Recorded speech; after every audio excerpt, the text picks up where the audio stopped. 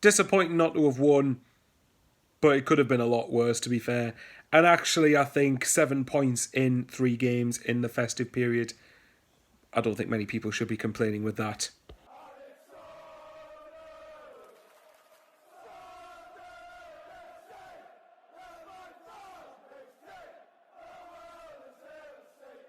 I know some people will view that statement that I did at the start of the video as negative or having low standards, but for me, I disagree with that. I think that you've got to accept that we aren't going to win every game. For me, this season is nowhere near like League One was, where in League One there was pressure every single game to win and get Sunderland out of the league that we really shouldn't have been in to begin with.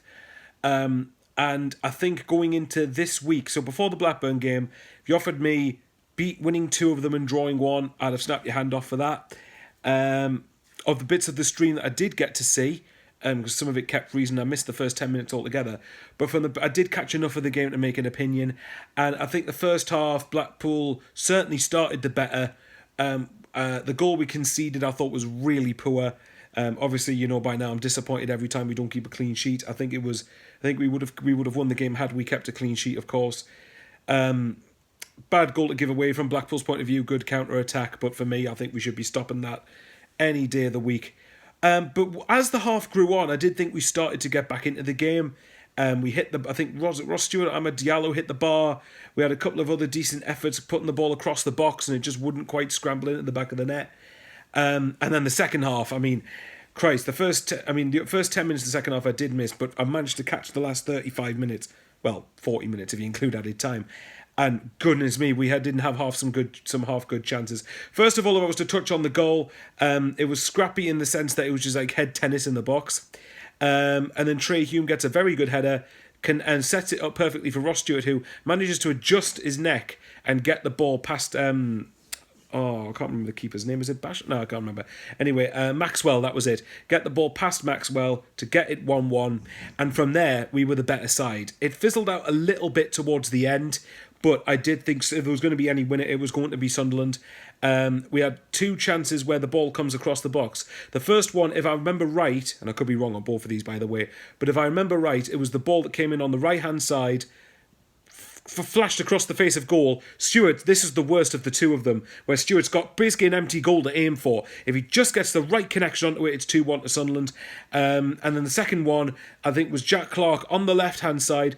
This ball's probably a little bit harder to connect with, but the ball, he gets the ball, chips it over the defence, and Diallo, not quite as empty a goal as Stewart, but has enough of the goal to aim for, but he wasn't able to quite connect onto the ball.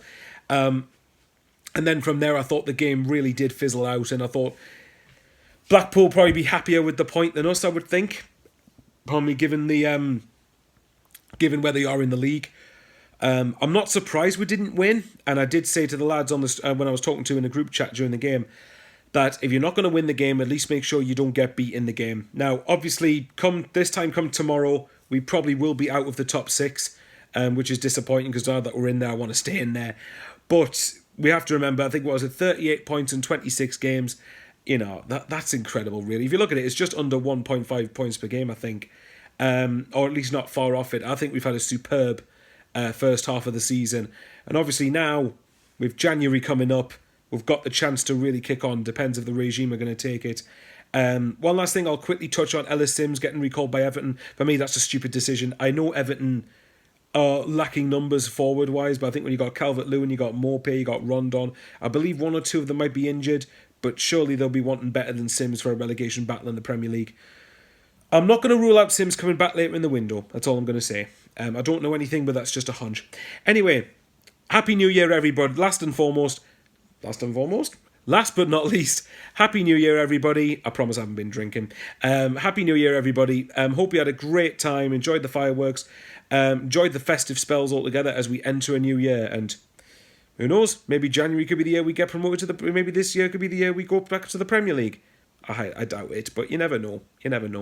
Anyway, guys, as you know, nearly half of the people who watch aren't subscribed, so hopefully I've done enough to earn a subscription from you. So if you could hit the like button and comment and subscribe, that would be really appreciated. We've just gone over 4.2 thousand, trying to get 5,000, so I'm going to try and aim for 5k at the end of the season.